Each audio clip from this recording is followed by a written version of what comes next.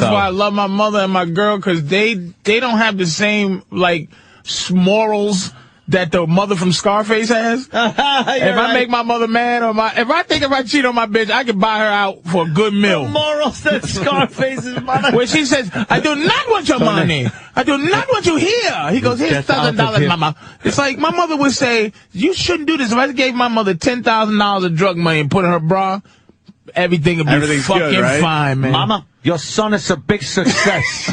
I love when he sits there. He sits back like, nah, I'm a big success.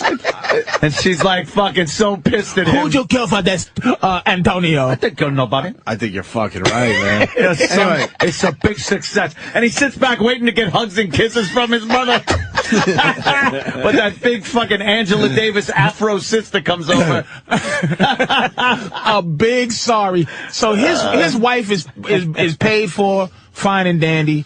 And a lot of these rich dudes, man, they cheat. It's a cheating cult. The women that muscle their way up to that level, that have an understanding like that, it's basically don't get caught. Don't make me look like a dick. Letterman, having to Letterman. The fucking ultimate that I don't understand how Tiger, again, talking about how to beat who's it. I don't understand how Tiger beats the governor of South Carolina who abandoned the state for some side pussy. He didn't abandon his wife. That's a bigger story, don't you think? Like, he should be still number one on the charts. The president of the United States got his dick sucked.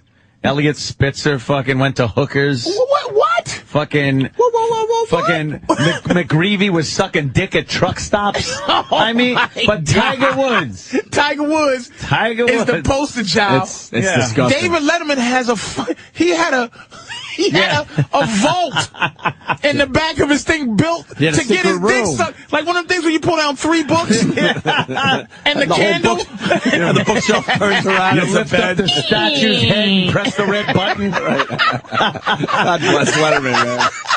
Are you serious?